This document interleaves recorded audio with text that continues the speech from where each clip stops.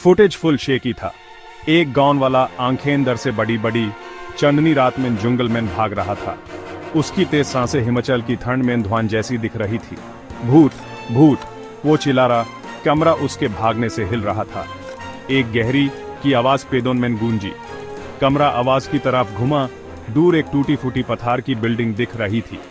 दूसरी की आवाज गूंजी और आदमी गिर पड़ा। उसका दर साफ दिख रहा था। फुटेज अचानक खत्म हो गया। हुमैन एक धमाकेदार स्टोरी चाहिए गाइस, कुछ नया कुछ स्कैरी। राजस्थान के किसी हॉन्टेड हवेली के बारे में कैसा रहेगा? वो तो सब सुन चुके हैं। ह्यूमन कुछ यूनिक चाहिए, कुछ एंशिएंट कुछ कर्स्ड, जैसे हिमाचल का कालाघाटा मठ। जीप घूमती हुई पहाड़ी सड़क पर चल रही थी। हर मोड़ पे हवा और ठंडी होती जा रही थी। कालाघाटा मठ धुंध और कहानियों में लिप्त उनके सामने था। मठ सदियों से वीरन एक उदासी का माहौल लिए हुए था। उसकी पत्थर की दीवारें गिर रही थी। उसका आंगन जंगली घास से भरा हुआ था। इस जगह से मुझे क्रीपी फीलिंग आ रही है। खामोशी सिर्फ झिंगुरों की आवाज और दूर किसी नदी के बहने की आवाज से टूटी जा रही थी। जैसे ही सूरज डूब गया, आंगन में लंबे परचे पाद रहे थे। दोस्त मठ के अंदर चले गए। अंदर की हवा भरी थी, सादने की और किसी अनकही पुरानी चीज की स्मेल से भरी हुई थी। गंदे खिड़कियों से आ रही रोशनी में धूल के कण उड़ रहे थे।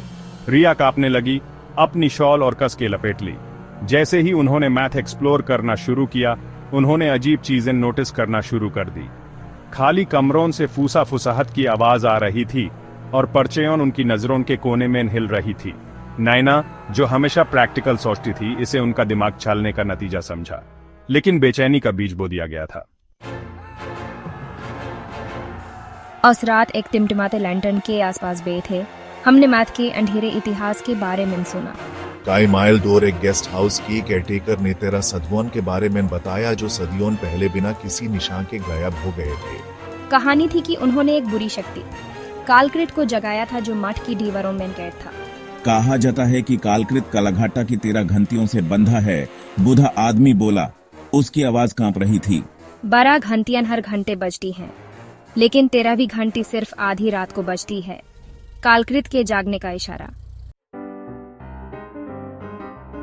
जैसे ही पहली घंटी बाजी, एक ठंडी हवा माथ से गुजरी, उनका लैंटर्न बुझा दिया। घबराहट फैल गई जब हम अंधेरे में टटोलने लगे। बूढ़ा आदमी की चेतावनी हमारे कानों में गूंज रही थी। हर घंटे के साथ घटनें और डरावनी होती गई।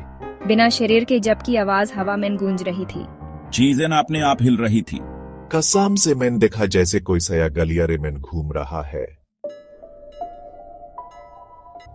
10वीं घंटी के साथ डर बिल्कुल घबराहट में बदल गया। उनका एस्केप रूट, जीप उल्टी पड़ी थी, खराब कर दी गई थी। वो फैंस गए इधर। फिर जो सोचा नहीं था वो हुआ। जय, उसकी आंखें अंदर से बड़ी बड़ी, चिल्लाया जब एक सया उस पर झपट पड़ा। यूस अंधेरे में खींच कर ले गया। उसकी दर भारी चीख रुक गई। एक अजीब खामोशी छोड़कर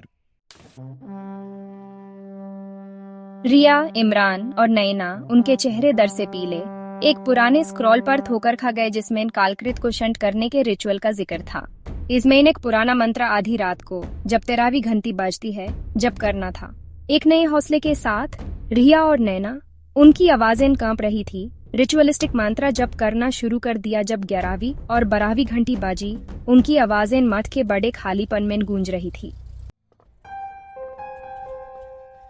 13वीं घंटी बाजी, उसकी आवाज बहुत तेज पूरे मठ में गूंज रही थी। जमीन कंप रही थी, हवा में एनर्जी भरी हुई थी। फिर एक बहुत तेज आवाज के साथ घंटे वाला टावर समय और निकली हुई एनर्जी से कमजोर गिर पड़ा। 13वीं घंटी और उम्मीद है कालकृत को पत्थरों के नीचे दबा दिया। थके हुए पर जिंदा रिया और नैना मलबे से बाहर निकले। इमरान चला गया था। बाद में जब नैना उनके डरावने अनुभव का फुटेज अपलोड कर रही थी, एक हड्डियां ठंडा कर देने वाली आवाज उसके कमरे की खामोशी में गूंजी। 1 घंटी 13 बार बज रही थी।